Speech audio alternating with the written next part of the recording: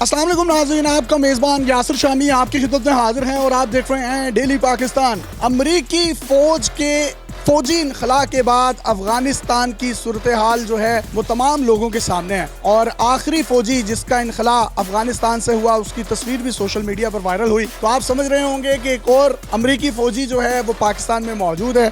तो जनाब, मैं वो अमरीकी फ़ौजी नहीं हूँ, मैं यासिर शामी हूँ। मैं एक ऐसी दुकान पर मौजूद हूँ लाहौर की जहाँ पर अमरीकी फ़ौज का माले गनीमत, जिसमें आप ये एयर गन देख सकते हैं, इसके साथ साथ अमरीकी अफवाज की वर्दियाँ, घड़ियाँ, ग्लव्स, कैप्स, ये आर्मी की ग्लासेस, इस पूरी दुकान पर आपको मुख्तलिफ किस्म की बुलेट प्रूफ जैकेट्स मिलेंगी, जासूसी करने वाले मुख्तलिफ आलात मिलेंगे, करंट देने के दफाई आलात मिलेंगे। इसके साथ साथ ये वो गैस मास्क है जिसको अमरीकी फौजी अपने मुंह पर लगाते थे। किसी भी किस्म का अगर कोई बम हमला होता था, जहरीली गैसेस से बचने के लिए इन मास्क का इस्तेमाल किया जाता था।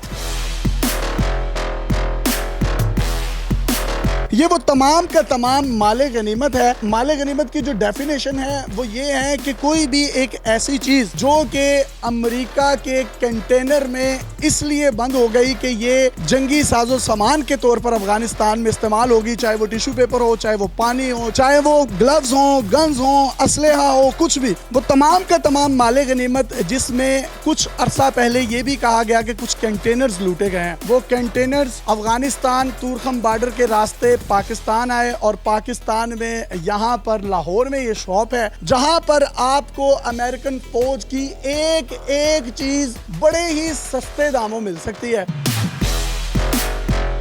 ये जंगी साजो सामान माले गनीमत की सूरत में पड़ा हुआ है और आपने बैनर भी लगवाया हुआ है कि अमेरिका का माले गनीमत दस्तयाब है। ये आप तक कैसे पहुंचा? ये रास्ता जो है ना, कराची से लेके तोरखम तक पाकिस्तान से गुजरता है। तोरखम से फिर आगे अफगानिस्तान जाता है। तो सारे कंटेनर आता है, कोई कराची में खुला है, कोई लाहौर में खुला है। 35,000 के करीब कहा जा रहा है कि कंटेनर्स लूटे गए थे नेटो अफवाज के और अमेरिका के।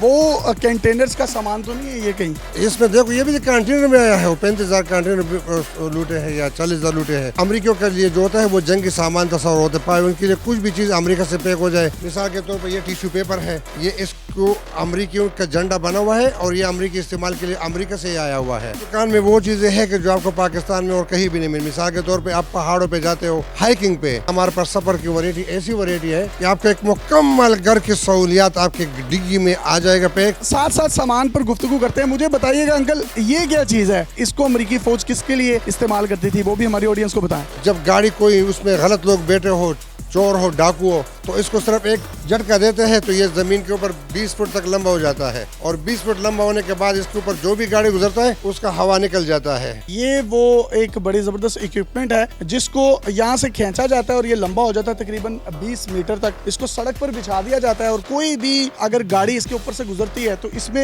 ये कील लगे हुए हैं। ये कील आप देख भी सकते हैं जो कि उस गाड़ी के टायर को ब्रस्ट कर देता है, जिसकी वजह से गाड़ी वहीं पर ही रुक जाती है और आगे नहीं जा सकती। ये सामान, जितना सामान पड़ा है, ये ज़रूरियात इंसानी है। सफ़र में आप पानी पी सकते हैं, जिस तरह अमरीकी उसको पानी के लिए इस्तेमाल करते हैं, ये ओरिजिनल अमरीकियों के लिए।